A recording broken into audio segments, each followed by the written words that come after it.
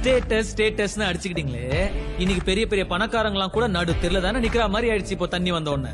எவ்வளவு காசு வச்சிருக்கீங்க, கொஞ்ச நேரத்துக்கு முன்னாடி ஒரு ரூபாய் சாப்பாட்டுக்கும் தண்ணிக்கும் என்னால அலைஞ்சிங்க.